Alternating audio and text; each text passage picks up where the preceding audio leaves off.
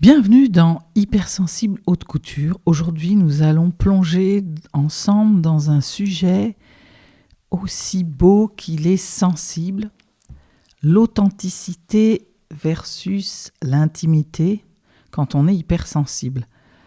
Sujet, la frontière est ténue et vous nous en avez parlé. J'ai eu beaucoup de questions dans mes accompagnements là-dessus. Et on a exploré cette question, comment être authentique quand hypersensible, on a peur d'être trop, de trop ressentir ou de trop se dévoiler. Jusqu'où aller, quelle différence, quelle est la limite. Avec Amélie, j'ai enregistré cette conversation profonde, une discussion où on a parlé vrai, sans filtre et sans masque, en toute authenticité.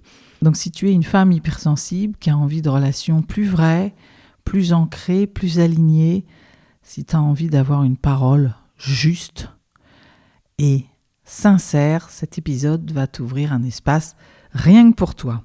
Bienvenue dans Hypersensible Haute Couture. Hypersensible Haute Couture, le podcast pour les hypersensibles par une hypersensible.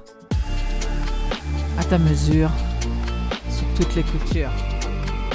À ta mesure, sur toutes les coutures. Coucou Amélie. Coucou Catherine. Nous voilà partis aujourd'hui sur le grand thème de l'authenticité. Aujourd'hui, on avait envie d'aborder, je dis on parce qu'on est en phase là-dessus. D'abord, on a un peu préparé quand même.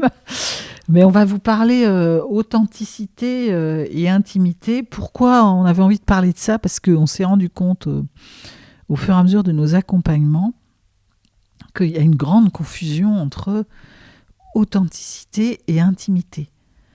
Et pourquoi c'est important de lever cette confusion et d'être très au clair avec ça ? C'est parce que, au nom de ça, souvent, il y a des...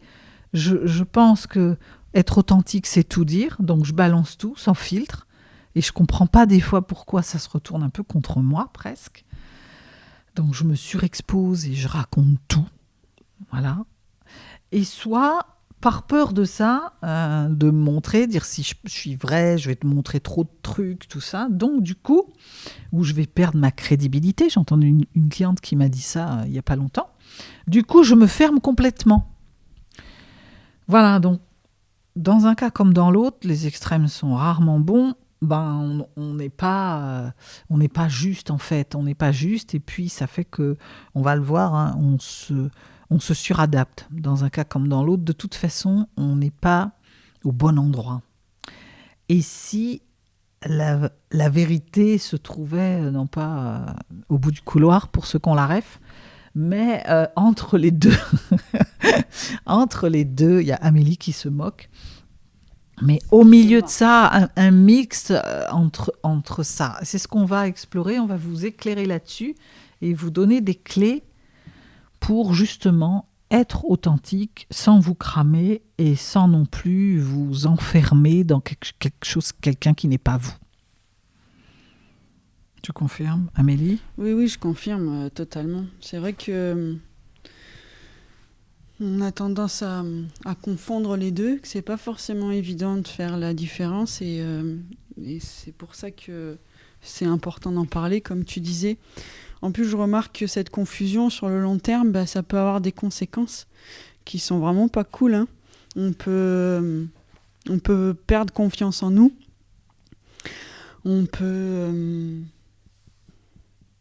avoir des difficultés à poser ses limites. Et on peut aussi développer un rapport, j'allais dire, un peu anxieux des réseaux sociaux, du coup.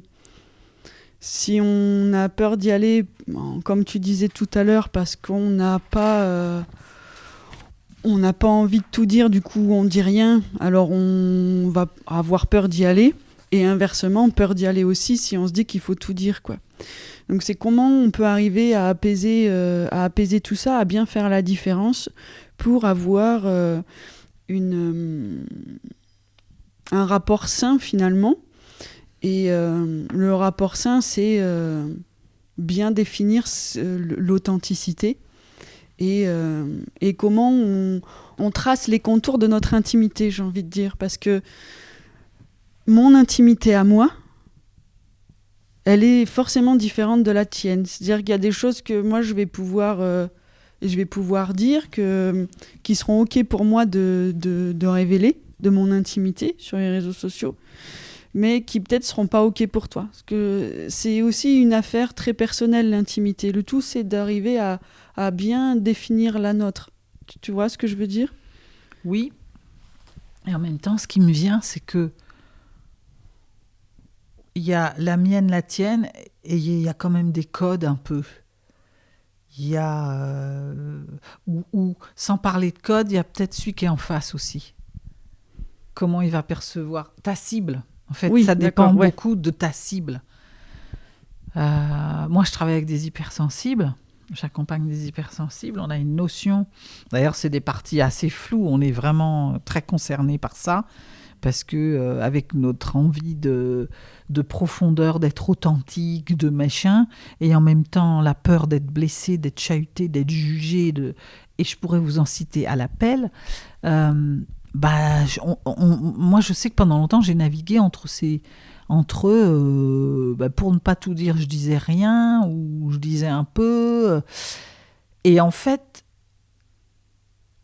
j'ai trouvé mon authenticité, tu vois, et ça parle à ma cible. Mais par exemple, si je m'adresse à ce que j'appelle plus les hyposensibles, je vais être moins dans l'émotionnel aussi, en tout cas au moins pour les attraper au début, pour ensuite les ouvrir un peu. Donc il y a comment je suis moi, mais je prends souvent cet exemple parce que c'est très subtil ce que je raconte. On a l'impression que c'est tout ou rien, mais quand tu vas dans un pays étranger, tu peux dire, moi je parle pas la langue, donc je vais rester avec le français. Tu vas pas forcément être compris. Tu vois ? Donc c'est comment tu apprends 2-3 mots d'anglais, c'est ce que j'ai fait moi au départ, d'avoir la base. Alors, dans un pays avec l'anglais, généralement, tu t'en sors un peu partout, tu vois, pour pouvoir amorcer le premier dialogue, que l'autre s'ouvre un peu, puis du coup, on va se retrouver les deux à faire des efforts de langue ou de travailler avec la gestuelle, et pour ouvrir quelque chose. Donc, pour être entendu aussi, il y a un peu parler la langue de l'autre. Donc, ça dépend pourquoi tu parles. Si tu veux ouvrir des portes, t'es avant-gardiste d'un truc et là, vas-y à fond sur qui t'es et tu verras bien comment ça marche. Si tu veux inspirer, donc tu vas peut-être commencer à faire un peu puis montrer comment ça peut être différent.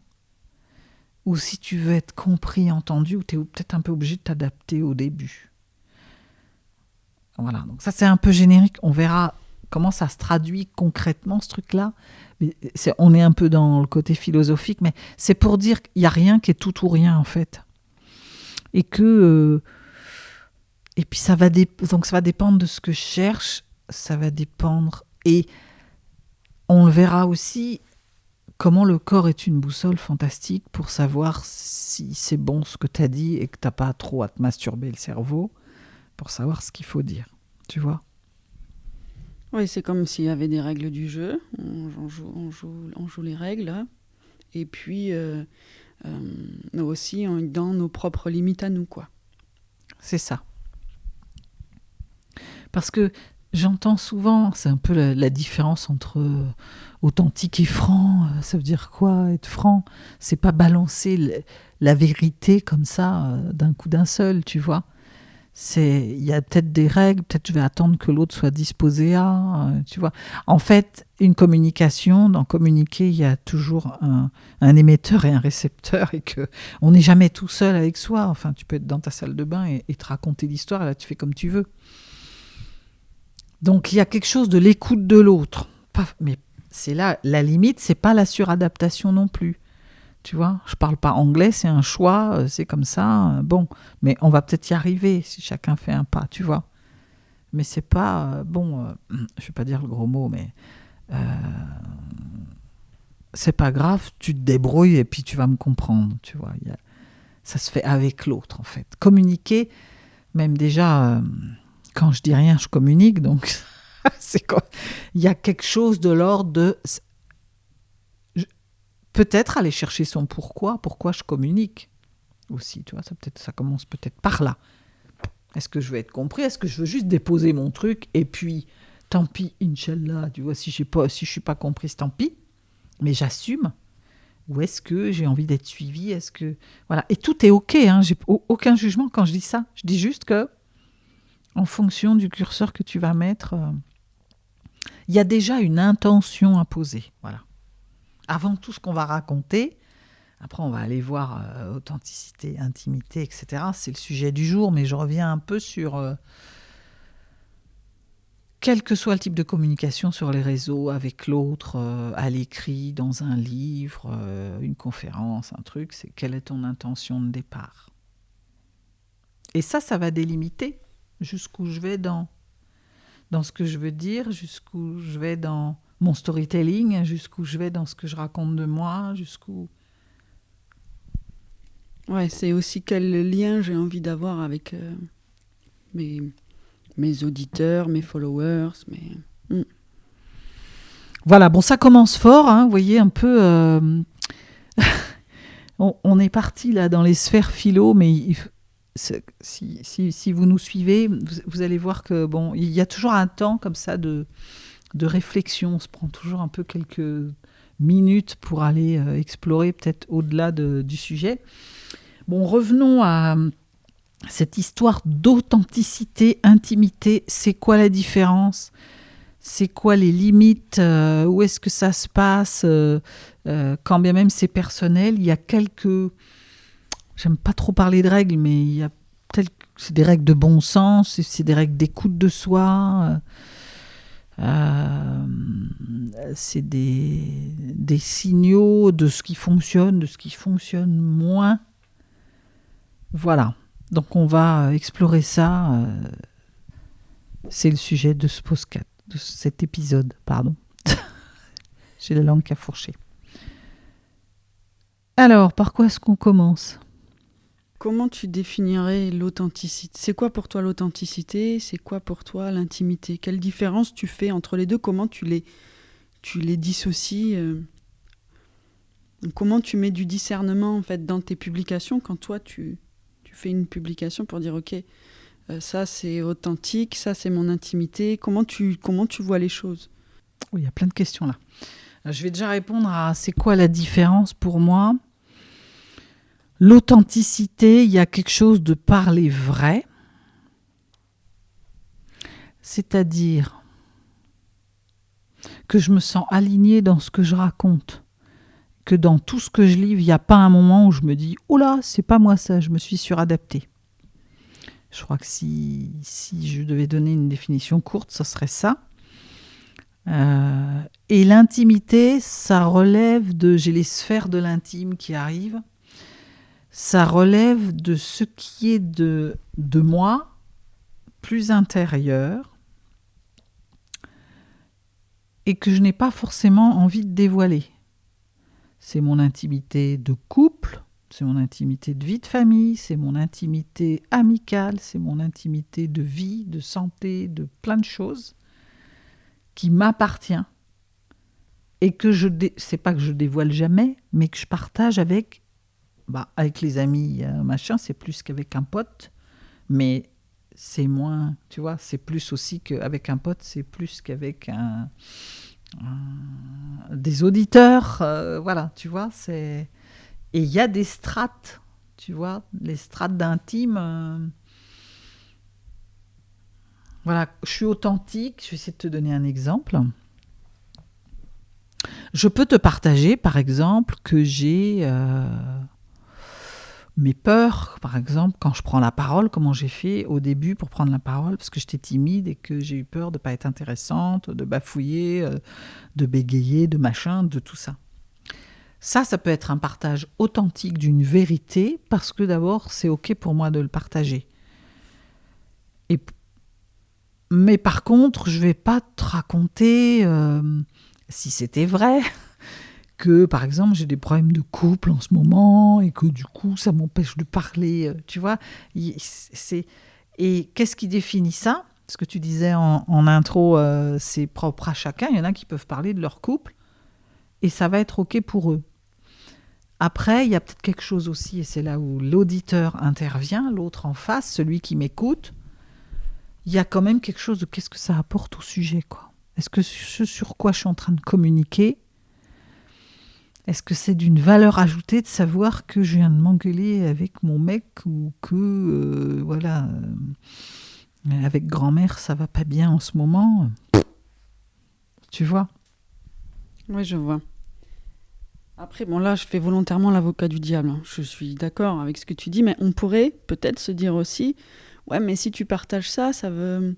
Du coup, on en sait plus sur toi et du coup, on a l'impression de plus te connaître, alors on se sent plus proche de toi.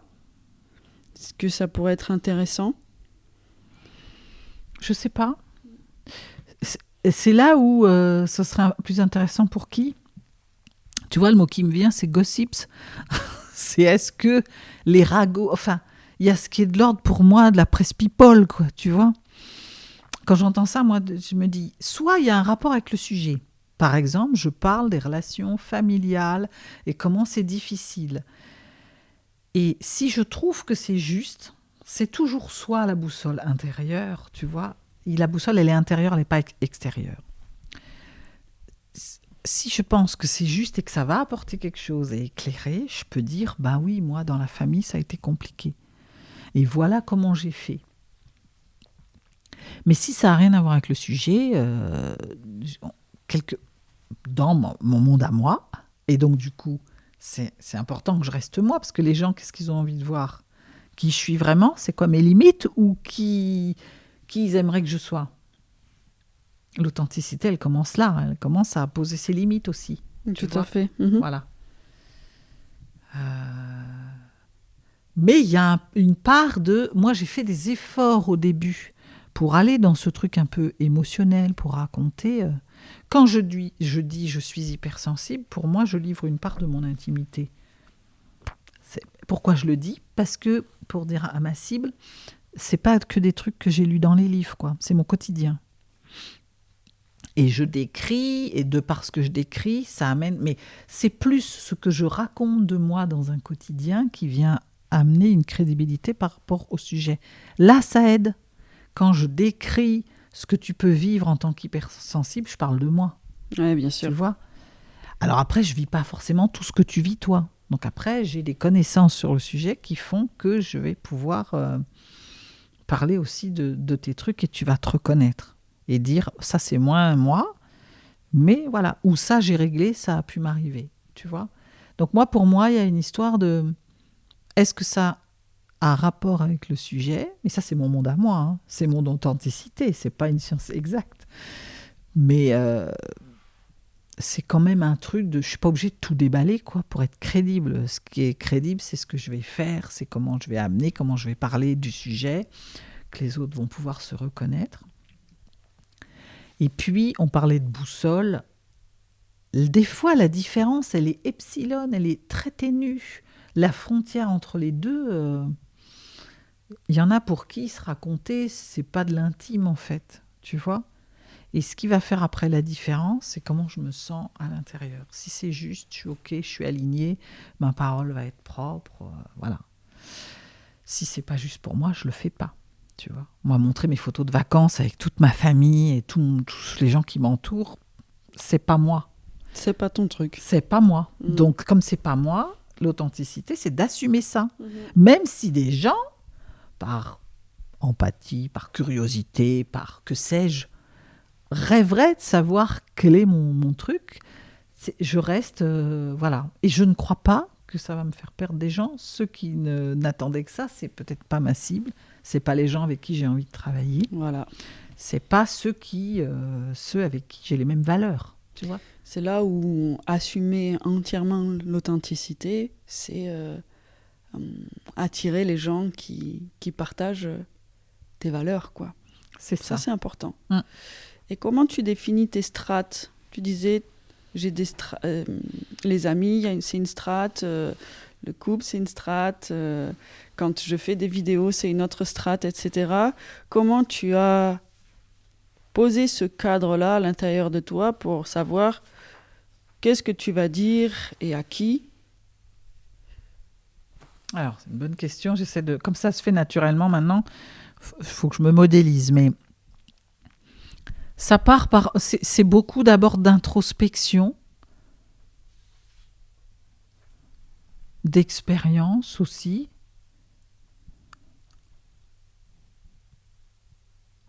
C'est un chemin, en fait, j'ai envie de te dire, parce qu'il fut un temps pas si lointain où j'étais très sauvage et où je livrais rien, parce que j'avais l'impression que livrer un truc, j'allais pas être acceptée, j'allais être rejetée,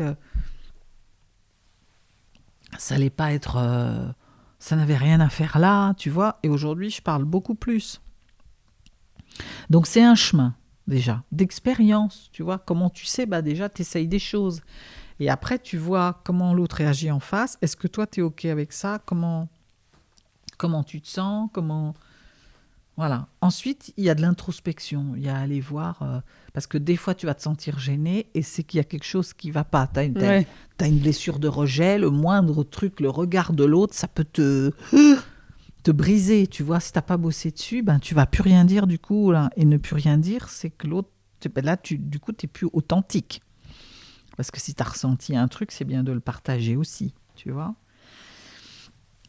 Donc, c'est bosser sur soi. Et puis, moi, j'aime bien faire un exercice quand je travaille ça en atelier. D'abord, je fais donner les différents domaines. Parce que ce n'est pas la même chose, l'intimité dans un couple, que l'intimité avec un cercle d'amis, par exemple. Donc, je fais différencier dans chaque truc... dans mon couple, mon environnement familial, mon environnement professionnel, mon environnement amical, quand est-ce que je suis bien de dire un truc, quand est-ce que c'est moins OK. C'est quoi que j'accepte? Tu vois, je suis en train de dessiner avec le doigt, vous voyez pas, mais je fais faire des cercles qui s'appuient aussi beaucoup sur les cercles d'intimité, tu sais, cette distance qu'on met, qu'on sent qui est OK ou pas. Et des fois, si vous voulez savoir, ça c'est le deuxième pilier, on va dire, c'est le corps. Moi, je fais faire beaucoup ça dans l'espace, un exercice où je mets la personne dans une salle, puis je fais arriver des gens qui s'approchent, et il y a un moment où j'étouffe parce que la personne est trop près. Et là, on rentre dans un cercle très intime. Il y a une notion de distance. Tu vois? Et ce mal-être-là, je peux le retrouver même... Bon, là, c'est l'exercice pour faire forcer le truc et montrer qu'on a une limite et qu'elle est OK. Mais c'est quelque chose à challenger à chaque fois que tu échanges avec quelqu'un. Si tu sens que tu peux parler de quelque chose, tu le fais. Si tu sens que c'est pas OK, tu le fais pas. Voilà comment je fais déjà. Il y a déjà quelque chose du corps, de l'intuition, voilà. Après, il y a aussi, je disais tout à l'heure, je me suis challengée aussi pour parler un peu plus, pour livrer, parce que les personnes... Et ça m'a amené beaucoup de rapprochements, si tu ouvres un peu... C'est comme si tu ne dis rien, si tu fermes tout, c'est comme si tu laissais tous tes volets fermés et ta porte fermée dans ta maison. On ne sait pas qu'il y a quelqu'un à l'intérieur. Donc, personne ne vient sonner. Si tu as envie d'aller un peu à la rencontre de l'autre, parce que j'ai des gens qui livrent rien, puis qui me disent « je comprends pas, je suis tout seul, je n'ai pas de copain ». Et il y a quelque chose d'accepter d'aller livrer peut-être un truc, d'être un peu vulnérable, tu vois, d'aller au-delà de tes peurs. On parlera des peurs tout à l'heure, pour pouvoir montrer un peu et voir, ça peut être des pas. Tu vois, il y a quand même... Des fois, on sent que ça nous challenge. Je ne suis pas à l'aise dans mon corps, mais je vais quand même faire l'effort. Et donc là, il y a une espèce de boussole externe qui dit, là, je suis toute seule, j'ai personne, j'ai pas d'auditeur, personne clique, j'ai pas de like, on se parle pas avec mon mari ou ma femme. demande-toi, est-ce que toi déjà tu parles, tu vois? Il y a quelque chose du miroir de l'autre. L'autre est un indicateur aussi fantastique dans ce qu'il dit ou dans ce qu'il ne dit pas, dans comment il se comporte et dans ce que toi tu n'apprécies pas en face, qu'est-ce que ça vient dire aussi de toi. Et ça aide aussi. Moi, c'est comme ça que j'ai vu que avant, je racontais, je pouvais parler, deviser, philo et cas et machin, de plein de trucs pendant des heures, mais je racontais rien de moi. Je vois bien le truc. Voilà. Et comment je m'en suis rendu compte? Parce que les gens, ils ont fini par s'adapter, ils me racontaient plus rien d'eux. Et moi, je me disais, mais j'arrive pas à avoir d'amis, ils me racontent pas leurs trucs. Hein. Puis d'un coup, je dis, mais est-ce que toi, tu racontes? Tu vois, j'ai compris l'autre était notre miroir, hein, tout le temps. Il vient toujours nous challenger. D'abord, on rencontre toujours les autres. Les autres viennent nous dire là où on en est. Donc, si tu rencontres toujours des gens qui sont peut-être un peu comme toi, c'est à te dire, voilà, c'est là où t'en es. Donc, à un moment donné, tu sais que tu dois commencer peut-être à faire différent si toi, tu sens que tu as envie de choses différentes. Donc, moralité, pour créer du lien, il faut livrer un peu de son intimité et à chacun de voir quel bout d'intimité c'est OK de livrer, en fait. C'est ça. C'est ça. Et pour savoir quel bout livrer, il faut être à l'écoute de soi. Mais une écoute subtile. Parce que des fois, il y a des choses, c'est un non catégorique. Parce que ça, c'est too much. Et là, je sors de ma safe place et ça va pas du tout. Donc ça, je ne le dis pas. Mais par contre, des fois, il y a ce petit non qu'il faut pousser un petit peu parce que derrière se cache plutôt la peur du regard de l'autre ou des réactions, qu'est-ce qu'on va dire? Parce que sur les réseaux sociaux, les réactions, ça va vite. Donc on peut avoir peur de comment les gens vont réagir. C'est du contenu qui reste aussi. Donc il faut être OK de ce qu'on va livrer sur le long terme. Et qu'on a naturellement ce système de protection qui va s'enclencher tout de suite à notre égard, quoi. Donc il faut savoir repérer ce gros non, c'est pas OK pour moi, et ce petit non mais oui quand même ça serait bien, allez je saute le pas là, j'ai un peu d'audace. C'est ça. Ça vient chercher le j'ai peur mais j'y vais aussi, parce qu'en fait faut distinguer ce qui est de l'ordre de je me préserve mon intimité qui est OK. Tu vois, moi, il y a des choses, on peut me demander, parler de choses très intimes, je vais te dire non, mais j'ai peur de rien.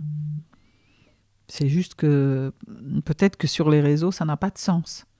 Mais si tu es mon ami de longue date, comme tu es, je vais t'en parler, tu vois. Et puis, il y a des fois, et ça m'a fait ça longtemps, pourquoi ça va mieux aujourd'hui? Parce que j'ai dépassé mes peurs, tu vois. Parce que derrière ces j'y vais pas, je disais en intro, il y en a qui se ferment complètement. C'est pas qu'ils... Alors ils disent, oui, c'est parce que j'ai rien à dire, j'ai peur d'avoir rien à dire, j'ai peur de pas avoir les mots et tout ça. Derrière toutes ces pseudo-peurs, il y a des peurs plus... Tu sais, c'est un train peut en cacher un autre. Il y a des peurs plus profondes, en fait. Si je classe par grande peur, il va y avoir d'abord, avant tout, quand par exemple, tu as une blessure de rejet, il y a la peur d'être jugé. Tu vois, si on me voit, combien de fois je me suis dit, mais si on me voit comme je suis vraiment, on va pas m'aimer, on va me rejeter, on va penser à un truc, on va me critiquer. Tu vois? Donc, c'est vraiment cette histoire de...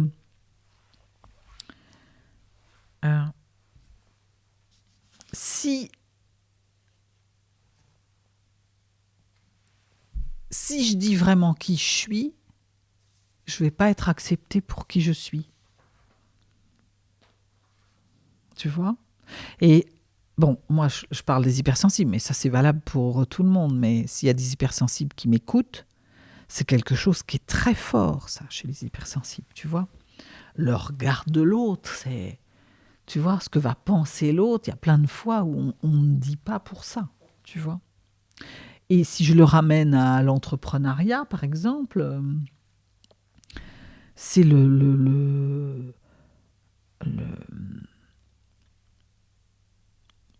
derrière cette peur de ne pas être compris, de ne pas être... il y a, si je ne suis pas comprise, je ne vais pas être acceptée, je ne vais pas vendre, je ne vais pas pouvoir proposer mes services, on va trouver que je ne suis pas légitime.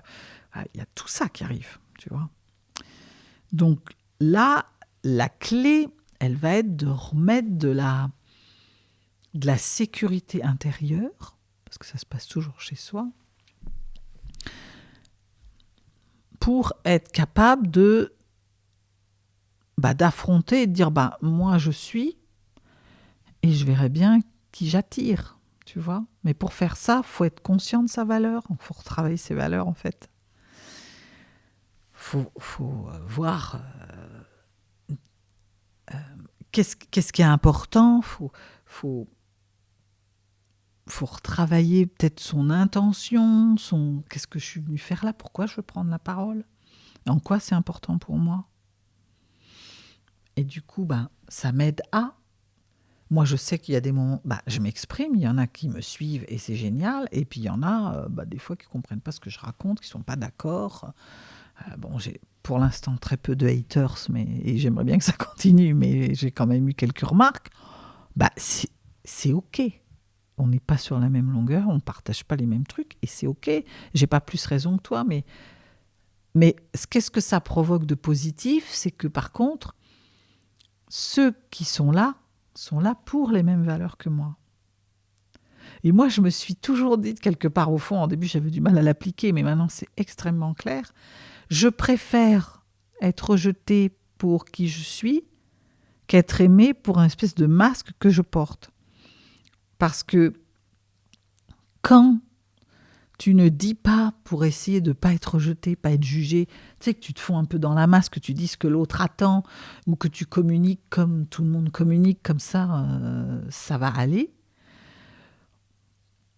Tu sais jamais, en fait, tu te dis, mais oui, mais le jour, d'abord tu te désalignes, combien de temps ça peut durer, ça, quand même ? Tu dois être très frustré, machin. Et puis, moi, je me dis, j'avais toujours une petite voix qui me disait, mais si je lui disais vraiment ce que je pense, est-ce qu'il serait toujours là, l'autre, là ?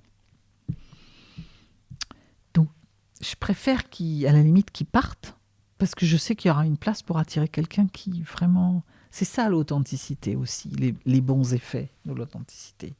Donc, c'est de dépasser ta peur. Pour ça, c'est être très conscient. Il faut être conscient de... C'est quoi mes valeurs importantes ? Qui j'ai envie d'attirer ? C'est quoi mon intention ? Et de ne pas mélanger le jugement de l'autre et qui je suis vraiment, qui sont deux choses différentes. Ça lui appartient, ce que l'autre pense. Ça se passe chez lui, en fait. Quand on critique quelqu'un, c'est que soit on l'envie, soit il y a quelque chose de lui qui vient nourrir un truc chez moi qui n'est pas OK. Donc tout se passe chez lui. Et quand on arrive à bien intégrer ça, on est plus à l'aise avec ce qu'on raconte. Là, on parle des personnes qui ont du mal à dire, finalement, à y aller. Et il y a aussi les personnes qui vont peut-être beaucoup. Moi, je me rappelle d'avoir accompagné une personne qui s'exposait énormément sur Instagram, en story, dans son quotidien, quand elle se maquillait, etc. Et tout. Beaucoup de choses. Et en échangeant avec elle, j'ai compris qu'il y avait quand même un petit souci par rapport à sa légitimité. C'est comme si tout partagé, c'est ça qui lui donnait sa légitimité. Et on a travaillé j'ai pas besoin de tout dire pour être légitime, en fait.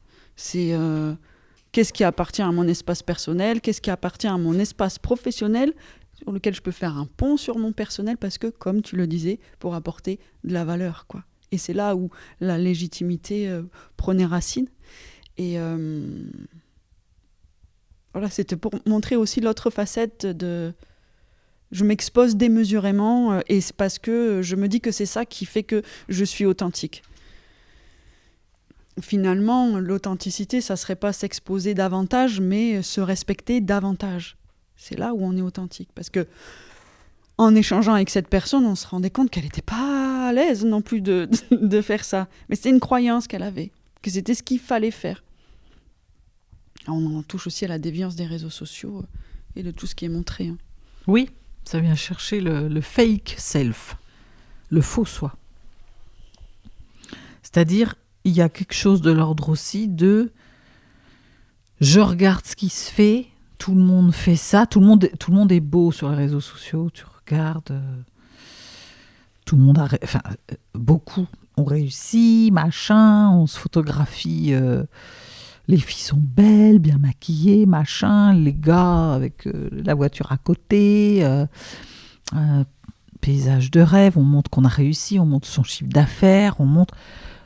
Et je dis pas que c'est fake, c'est pas ça que je dis qu'on ne voit que ça. Mais on ne voit pas ce que ça a demandé, les efforts, les moments où on a douté, combien de temps ça a pris, les fois où on a cru qu'on allait tout arrêter. Et parce qu'il y a un truc de aussi, tu vois, se montrer absolument. Et quand toi, t'es pas dans ça, ben, ça crée de l'insécurité, tu vois. Donc, du coup, tu sais plus, Puis après, il y a un autre truc qui dit il faut faire du storytelling, l'émotionnel. Si tu racontes que tu as souffert, ça va marcher. Donc, on raconte tout, quoi. On balance tout. Or, ça met très en déséquilibre. Et puis, ça vient chercher, tu n'es pas tout à fait toi, tu vois. Tu n'es pas tout à fait toi. Donc, c'est important d'aller voir aussi qui t'es toi, déjà, d'accepter la vulnérabilité, être capable de dire, bah, moi, ça m'a pris un temps pour réussir. Aujourd'hui, je suis là, mais voilà ce que ça a demandé, parce que c'est apprenant aussi, c'est inspirant pour les autres. Et puis, dans la partie que tu évoques, il y a cette histoire de... C'est comme... tu sais, ça me fait penser à... J'entends souvent les artistes dire c'est plus facile de chanter dans un stade de 5-10 000 personnes que de chanter pour 2-3 personnes intimes. Et tout déballer, c'est comme finalement ne pas être dans ton intimité profonde. Vraiment celle qui est la plus challengeante en fait. Comment tu es intime à deux, tu vois, dans un couple, dans une relation. Alors que tu peux être intime sur les réseaux, fastoche, d'abord tu es derrière un écran. En vidéo, les autres, tu les vois pas au fond, tu vois. Donc souvent, il y a une fuite. C'est ça que je veux dire, c'est que tout déballer, c'est fuir, se fuir. Donc c'est pas l'authenticité, ça. Comme tu le dis, je suis en déséquilibre, je suis pas à l'aise. Et donc c'est que je suis pas vraiment qui je suis. J'ai pas trop, et je sais pas où mettre les limites. Je suis paumée. Donc je balance tout. Ouais, c'est ça. Et c'est une vraie question, l'intimité. Hein. C'est quelque chose, je trouve. Alors moi, j'ai cheminé par rapport à ça parce qu'il y a quelques années, je n'avais pas trop de frontières en fait. C'était une notion floue. C'est quelque chose qui n'était pas vraiment construit chez moi. Et au fur et à mesure des années, avec du travail, j'ai construit ça. C'est pour rassurer aussi tout le monde. C'est pas quelque chose d'évident en fait. Et j'ai fait quelques recherches pour essayer de comprendre un peu plus l'intimité. Et j'ai compris qu'il y avait différentes formes d'intimité. Et moi, ça m'aide parce que ça me structure un peu et je me situe un petit peu mieux. Je pourrais les partager. Ça peut aider. Vas-y, raconte-nous ça. Alors, j'ai noté l'intimité émotionnelle. Donc, ça fait référence à ce qu'on ressent profondément, nos peurs, la tristesse, la colère, les élans que l'on a. Et aussi toutes les fragilités affectives que l'on ressent.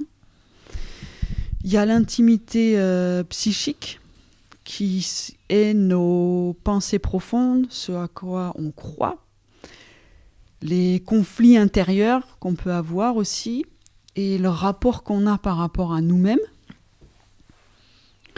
En 3, on a l'intimité identitaire. Donc là, ça vient chercher toute notre histoire personnelle, ce qui nous a construit, nos blessures de l'enfance, les valeurs profondes qui sont socles. L'intimité relationnelle, on en a parlé, tout ce qui est couple, famille, amis, etc. Il y a l'intimité corporelle, comme son nom l'indique, qui a rapport au corps, la santé, la sexualité. Et j'ai noté aussi l'intimité spirituelle ou existentielle, où là, ça vient chercher le sens de la vie, toutes nos croyances spirituelles, et le rapport qu'on peut avoir au mystère de la vie, à des choses des fois qui nous dépassent, qu'on peut pas expliquer, qui sont plus grands que nous, quoi. Et c'est de se dire, ok, alors moi quand j'ai trouvé ces différentes formes d'intimité, je me suis dit, ah oui, d'accord, qu'est-ce que je partage avec mes amis? Qu'est-ce que je partage avec des collègues, etc. Et effectivement, je pourrais faire des croix, parce que je partage pas la même chose en fonction des personnes avec qui je suis. Voilà, je trouvais ça intéressant. Oui, je trouve ça bien comme classification, parce que ça montre déjà qu'il y a différents types d'intimes. Outre les sphères avec qui tu partages, il y a différents types d'intimité. Et là, ce qui est intéressant, c'est... J'aurais envie de commenter ça, moi, avec le... du coup, qu'est-ce qu'on en fait de ça? Parce que, pour pas tomber dans le tout ou rien, en fait, comment on sait que ça, on peut peut-être partager, tu vois, si on se sentirait OK. On peut peut-être le partager. Puis ça, c'est de l'ordre du plus intime que peut-être on peut garder pour une sphère plus restreinte.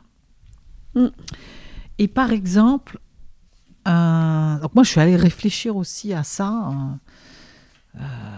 quand j'ai regardé et bossé un peu sur l'intimité. Et ça dit que par exemple, l'intimité émotionnelle, tu disais, c'est parler de ses émotions, machin, tout ce qui est de l'ordre de ce que je ressens en fait.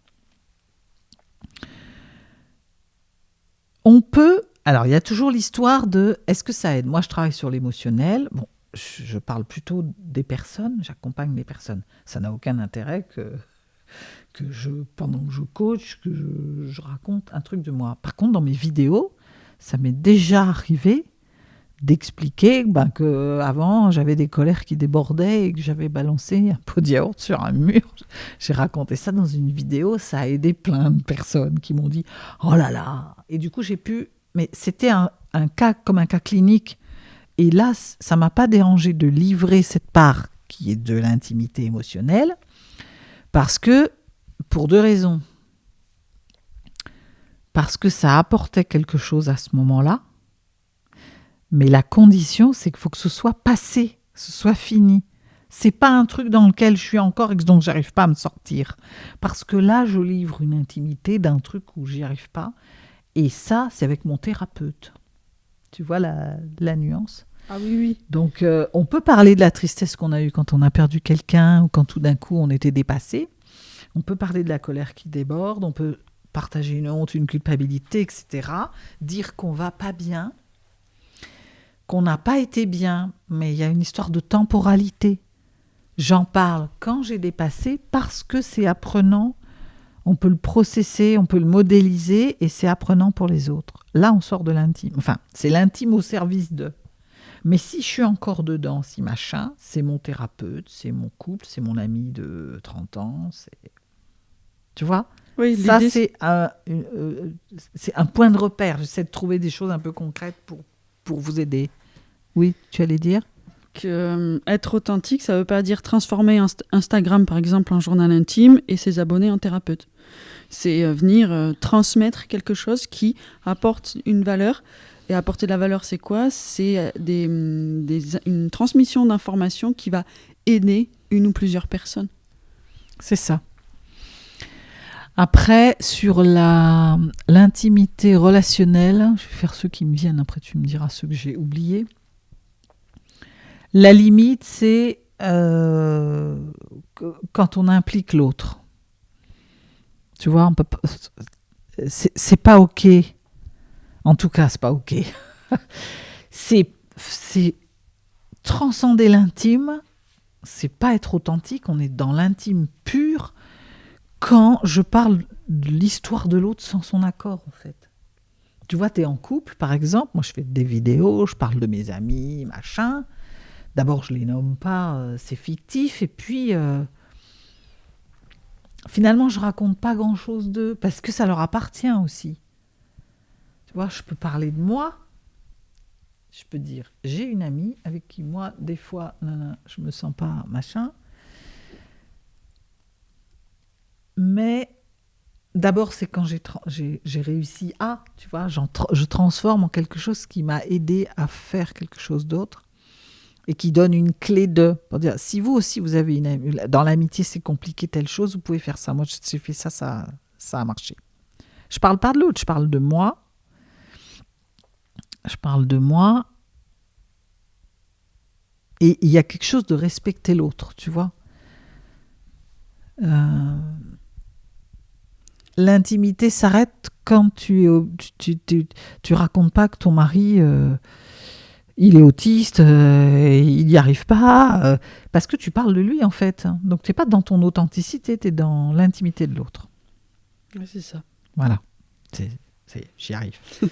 Définir les frontières de son intimité. L'intime corporel, alors là c'est l'histoire de... Moi, je vois des fois des vidéos, les gens qui racontent ce qu'ils traversent, leur maladie, leur machin. Alors, je vais être plus nuancée là-dessus parce que il y a des choses qui appartiennent. Tu vois, par exemple, j'ai en tête j'ai été extrêmement touchée par un homme qui est venu raconter, qui était dans les derniers jours de sa vie, qui est parti maintenant, et qui est venu faire comme un journal. Tu parlais de journal intime, il est venu parce que ça l'aidait, je pense. Et puis finalement, c'était aidant. Il a touché plein de personnes qui étaient peut-être en fin de vie aussi, ou qui étaient malades, qui avaient peur de mourir, etc. Et là, pour moi, ça sert quelque chose. Lui, il devait être OK. Il a expliqué pourquoi il le faisait, comment il était OK avec, il était très aligné, quelle était sa démarche. Et ça a aidé plein de gens. C'est très intime. Et pour moi, c'est OK, ça. Tu vois, c'est l'intime au service de... Maintenant, d'aller raconter tes problèmes de santé alors que... Je pense à tous ces gens qui viennent raconter qu'ils vivent un cancer et un machin. Ça rejoint... C'est peut-être un truc de temporalité, tu vois. C'est jusqu'où tu vas raconter les détails. Ça, c'est l'intime, tu vois. Et peut-être ce sera utile quand tu seras sorti d'eux pour dire comment tu peux te sentir et partager ça, quel a été ton chemin, ou qu'est-ce que tu fais qui t'aide, par exemple, tu vois. Mais venir donner des détails corporels sur ce que tu es en train de vivre et qu'il y a des espaces pour ça, je pense. On peut... Bon, c'est ma vision, tu vois, je suis très authentique quand je te raconte ça. C'est mon parti pris, vous pouvez le discuter, mais voilà, ça rejoint le... Quelle intention, qu'est-ce que ça sert, est-ce que ça aide en fait, hein. Et puis c'est peut-être la différence entre exposition et transmission. Tout à fait. Voilà. C'est pas... Je viens sur les réseaux sociaux parce que je suis seule et que je m'en sors pas avec mon problème. Il y a des espaces pour ça. Par contre, tu as compris quelque chose qui est aidant, qui est modélisant, ou qui va juste conforter les autres, que tu as dépassé, que machin, je transmets. En fait, bon, j'étais en train de repenser, que ce soit identitaire, et on peut même parler, dans le même genre, il y a quand j'ai subi des traumas, etc. Il faut toujours poser la question, est-ce que ça va être aidant pour l'autre, quoi. Est-ce que je suis en train de me raconter, de me déposer parce que j'ai besoin de protection? Quel cas, il y a des personnes pour ça. Il y a des accompagnants, il y a des qui vont être, ça va être bien plus efficace parce que là tu parles à la foule, mais qui t'aide, tu vois. Puis t'es pas à l'abri de recevoir 2-3 critiques ou machin. Comment tu vas être à recevoir Donc ça, pour moi, c'est de l'ordre de l'intime. Après, l'authenticité, c'est peut-être se servir de ça, sans raconter tous les détails, pour en faire quelque chose qui va aider. Et là, ça vient de la transmission. Voilà. Je suis d'accord avec ça. Voilà. Donc, je ne sais pas si ça vous aide, mais on essaie d'être les plus clairs possibles par rapport à ça. Bon, on a évoqué, on a essayé de vous partager un peu différentes... on a été dans les peurs, on a été dans l'intime, on a été dans les frontières entre l'authenticité et l'intimité. Moi, j'aime bien avoir comme des petites recettes avec des termes mnémotechniques pour retenir. Je me fais des fiches, des trucs comme ça. J'avais envie de vous partager ça en conclusion. Qu'est-ce qu'on peut retenir de ce qu'on s'est dit ? Ce serait quoi les clés principales pour bien éclairer la frontière entre l'authenticité et l'intimité ? Il y aurait 3 lettres, moi je prononce ça jazz, J-A-S, J comme justesse, c'est-à-dire ce qui est juste pour soi déjà, avec comme boussole vous avez votre corps.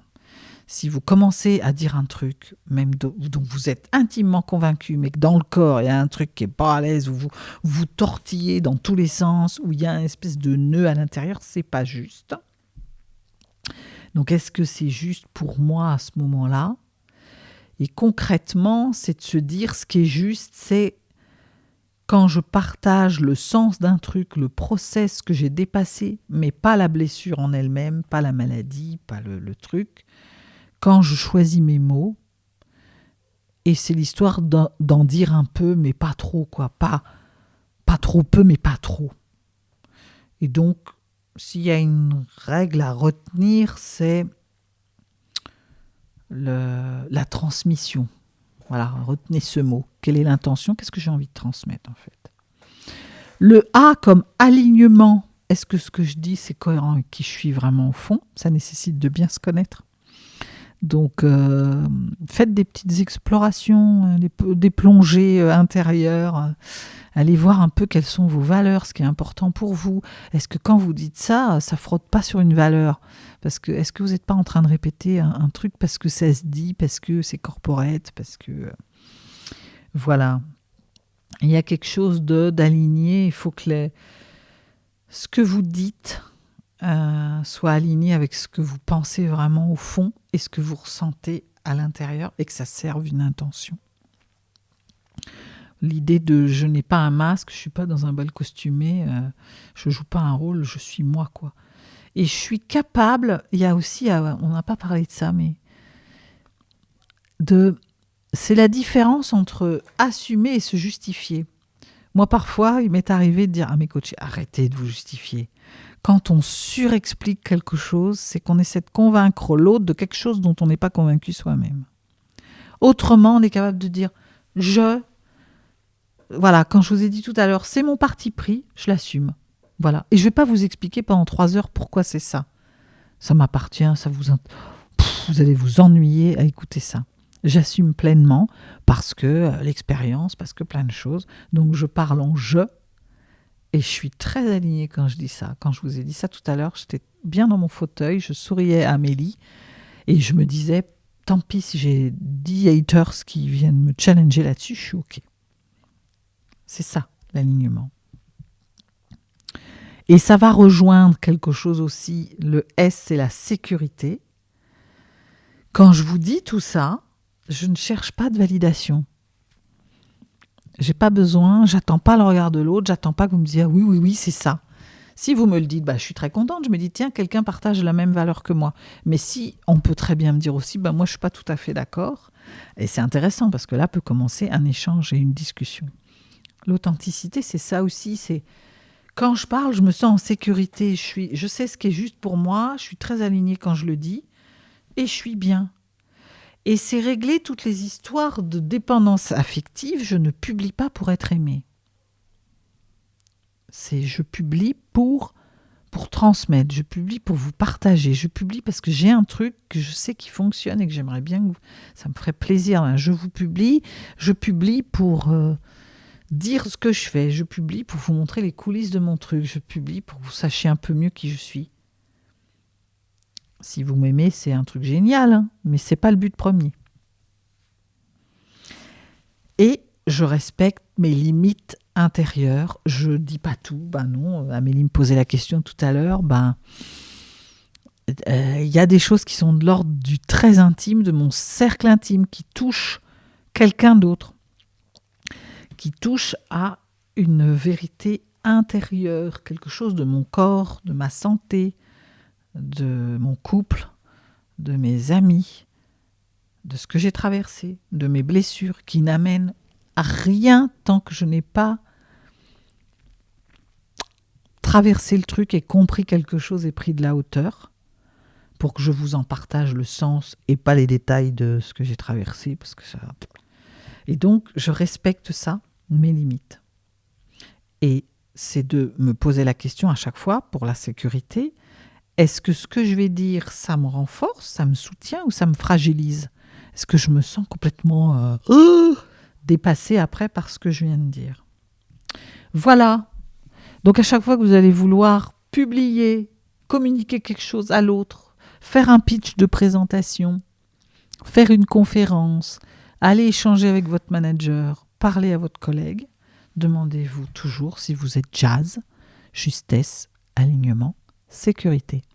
J'espère que cet échange t'a permis d'ouvrir un espace intérieur plus nuancé, un endroit où authenticité et intimité cessent de s'opposer et commencent à dialoguer ensemble.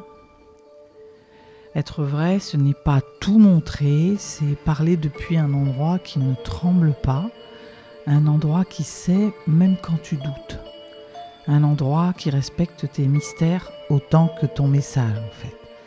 Alors peut-être qu'aujourd'hui, tu peux simplement t'offrir cette question. Quelle vérité mérite d'être dite sans que je me trahisse ? Merci pour ton écoute fine et sensible. Et n'oublie jamais ceci, ton authenticité n'a pas besoin de ton intime pour être puissante. Si vous avez aimé cet épisode, likez-le. Si vous pensez que ça peut aider quelqu'un de votre entourage, partagez-le. Vous allez voir sur les plateformes de podcast, vous pouvez aussi noter cet épisode, commenter, ça nous aide vraiment énormément. On vous remercie d'avance pour tout ça. À très vite.